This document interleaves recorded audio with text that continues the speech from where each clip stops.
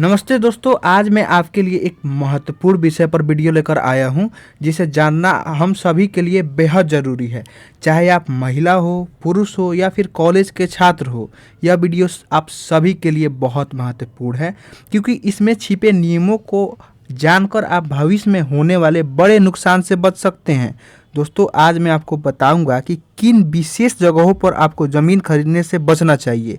यह वीडियो आपके लिए एक सुरक्षा कवच की तरह काम करेगा, जो आपकी मेहनत कड़ी कमाई को गलत हाथों में जाने से बचा सकता है। यह वीडियो सिर्फ इसलिए बनाया जा रहा है ताकि आप सही ज़मीन चुनाव कर सके और धोखेबाजों के जाल से फंसने से खुद को बचा सके।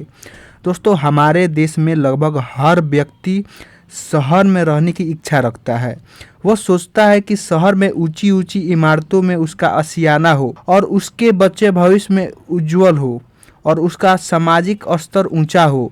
इसी सपने को साकार करने के लिए वो अक्सर अपनी गांव की सारी संपत्ति बेचने के लिए तैयार हो जाता है। कई बार ऐसे दुर्भाग्यपूर्ण लोग होते हैं जिन्हें अपने गांव की पूरी संपत्ति बेच दी और शहर में जाकर रहने लगे। वहां उन्होंने कई व्यापार शुरू किया, लेकिन दुर्भाग्यवश वो व्यापार किसी कारणवश विफल हो गया, बर्बाद हो गया। अब वो व्यक्ति ना गांव का रहा ना शहर का रहा। उसकी स्थिति बहुत खराब हो गई। इतना ही नहीं, कई लोगों ने अपनी गांव की सारी ज़मीन बेच के शहर में प्लॉट खरीद लिए और प्लॉट खरीदने के बाद पता चला कि वो ज़मीन गरमजरुआ आम है, जिस पर पहले से ही मुकदमा चल रहा है। ऐसे में उसकी जीवन भर की कमाई डूब जाता है।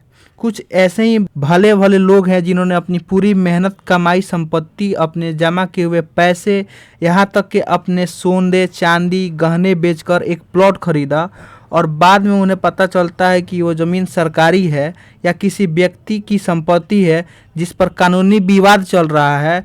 इस तरह से अक्सर लोगों का पैसा गलत ज़मीन खरीदने के कारण डूब जाता है। दोस्तों, कई बार आपने देखा होगा, खासकर जब आप किसी शहर की ओर जा रहे होंगे या फिर आपने तस्वीरों में देखा होगा कि बड़ी बड़ी बाउंड्री वॉल बनी हुई होती है, एक शानदार गेट लगा होता है और उसके अंदर ज़मीन की प्लॉटिंग हुई रहती है। आपको चौड़ी सड़कें दिखाई देती हैं, दोनों तरफ जमीन टुकड़े दिखाए जाते हैं और उसके खूब बिक्री होती है। कई बार आपने यह भी देखा होगा कि वहां पर बड़ी संख्या में लोग खरीद रहे होते हैं। खरीदारों का आना जाना लगा रहता है और बड़े बड़े बोर्ड भी लगे होते हैं। कई जगहों पर तो व्यक्ति आपको जमीन दिलवाने के लिए ले जा रहा होता है और आपको यह भी दिखाता है कि देखिए, ये नगर निगम का क्षेत्र है। यहाँ आपको नगर निगम का बोर्ड भी दिख जाएगा और आपको बताया जाएगा कि यह ज़मीन आप खरीद रहे हैं, इस ज़मीन के ठीक 2 किलोमीटर या 3 किलोमीटर बाद एयरपोर्ट बनने वाला है, यहाँ रेलवे स्टेशन बन जाएगा या यहाँ पर मेडिकल कॉलेज खुलने वाला है या कोई बड़ी यूनिवर्सिटी खुलने वाली है। इसलिए यह ज़मीन बहुत महत्वपूर्ण है और भविष्य में आपके लिए बहुत अधिक फायदेमंद साबित होगी। इन लाभवानी बातों को बार बार बोलकर जो व्यक्ति गांव से सारी संपत्ति बेचकर या अपने पूरे जीवन का जामा पूंजी लगाकर बिना सोचे समझे ऐसी जमीन खरीदेगा, उसका पैसा निश्चित तौर पर डूब जाएगा। दोस्तों, जो भी यह वीडियो गांव से देख रहा है, गांव के लोग या शहर के लोग, कोई भी, आप सभी जानते होंगे कि आज की तारीख में कई ऐसे भूमि माफिया हैं जो सरकारी जमीन को रिश्वत के आधार पर घेर लेते हैं, बाउंड्री वाल खड़ी कर लेते हैं और सरकारी जमीन पर अवैध रूप से प्लॉटिंग करके लोगों को बेच देते हैं। बाद में जब उस पर मुकदमा चलता है, सरकार हस्तक्षेप करती है, तो पता चलता है कि जिस व्यक्ति से आपने ज़मीन खरीदा है वो व्यक्ति लापता है और उसका पैसा डूब गया है। मैं इन बातों को इसलिए बता रहा हूँ क्योंकि इस तरह की घटनाएं आए दिन शहरों में होती रहती है। जो शहर में लोग हैं, जिन्होंने कभी कोर्ट कचहरी के चक्कर नहीं काटे हैं, उन्हें शायद यह अंदाजा नहीं है कि बड़े बड़े भूमि माफिया हैं जो काफ़ी अधिक पैसे वाले होते हैं। उनका मुख्य काम ही होता है लोगों का ज़मीन पर ठगवाना और उनसे पैसा वसूल करना, फर्जी दस्तावेज बनाना। अब आप कहेंगी कि जो इस तरह की फर्जी व्यक्ति हैं, क्या उन पर कोई कार्रवाई नहीं की जा सकती? बिल्कुल हो रही है। इस तरह के लोगों पर सारे मुकदमे चल रहे हैं। जिस व्यक्ति से आपने ज़मीन खरीदा, जो भूमि माफिया हैं, वो हर 2 महीने या 3 महीने में जेल जाता है, फिर वहाँ से निकलता है, फिर जेल जाता है। उसके लिए सज़ा काटना और जेल जाना एक आम बात है। जेल जाने से उसे किसी तरह का डर नहीं होता है। कई बार ऐसे बड़े बड़े भूमि माफिया आपको यह भी बताएंगे कि मैं दूसरे देश चला गया था, 2 साल में अमेरिका था, 2 साल में जर्मन में था। लेकिन सच्चाई यह होती है कि ना जर्मन में था और ना ही कहीं बाहर था, वो था तो सिर्फ जेल में था। लेकिन आप और हम एक सामान्य व्यक्ति हैं, हम लोग यही सोचते हैं कि बड़ी बड़ी गाड़ियों से चल रहा है, इतने महंगे कपड़ा पहन रखा है, इतना महंगा मोबाइल फोन रखा है, और महंगी गाड़ियों में उतरने वाले व्यक्ति क्या जेल जाएगा? वो तो जेल भी नहीं जा सकता। तो दोस्तों, अगर कोई भी व्यक्ति जमीन खरीदने के लिए जा रहा है तो आपको कुछ बातों का ध्यान बेहद जरूरी है।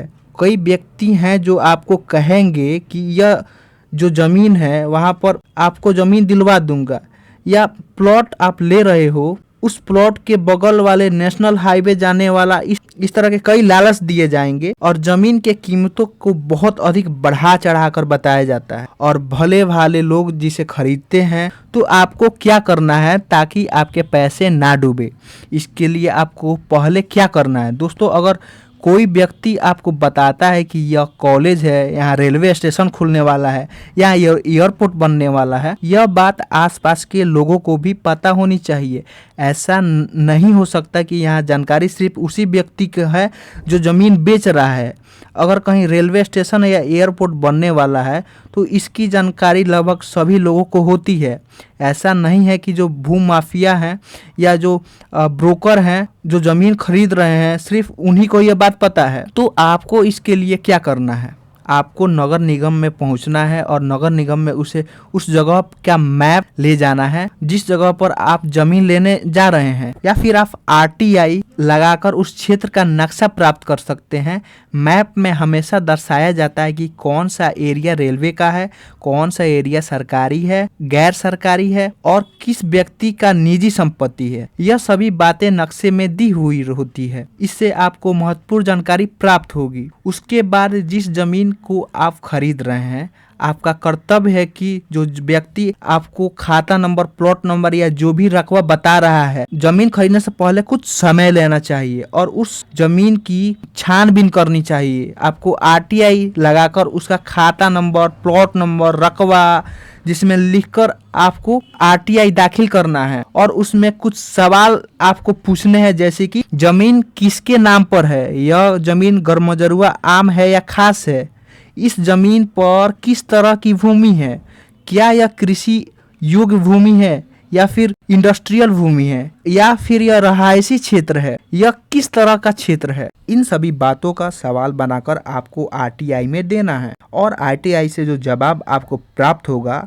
उसके आधार पर ही आपको जमीन लेनी है, ना कि सिर्फ किसी व्यक्ति के कहने पर। इसके बाद अगर मान लीजिए सब कुछ ठीक है, जमीन सही है, हर कुछ ठीक है, सड़क बगल में गुजरी हुई है, मान लीजिए कि हाईवे गुजरा हुआ है।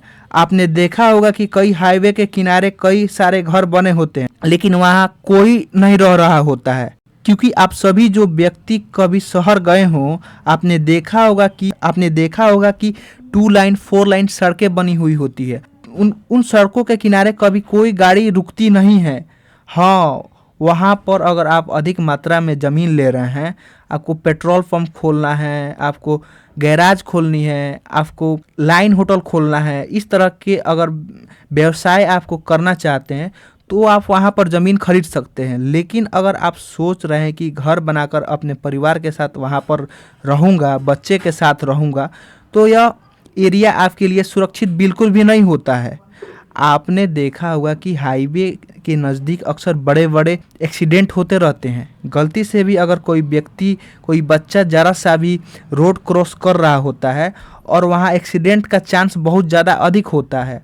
इसके बाद भी जो बड़े बड़े हाईवे हैं या जिस जगह पर आप ज़मीन खरीद रहे हैं, उस जगह पर जाने से पहले, उस ज़मीन को खरीदने से पहले कुछ महत्वपूर्ण बातों को जान लेना ज़रूरी है। पहला तो आपको आरटीआई लगाकर जमीन का प्रोविजन करा लेना है, जमीन सही है या नहीं है। अगर जमीन सही है, आपको देखना है कि जिस जमीन को आप खरीद रहे हैं उस जमीन में 1 से 2 किलोमीटर पर कोई बाजार है या नहीं, कोई मार्केट है या नहीं, यह आपको जान लेना बहुत ज़रूरी है। क्योंकि जब आप घर बनाएंगे तो 1 से 2 किलोमीटर के बीच में कई मार्केट होना आवश्यक है जहां आप अपनी ज़रूरत के सामान खरीद सके। तो मार्केट का होना बहुत ज़रूरी है। उसके बाद वहाँ पे इलेक्ट्रॉनिक का सुविधा है या नहीं है, बिजली के खंभे वहाँ पर लगे हुए हैं या नहीं लगे हैं। कई बार आपने ज़मीन खरीद ली और पता चला कि बिजली का कोई कनेक्शन नहीं है, तो आप बिजली का कनेक्शन लेंगे कहाँ से?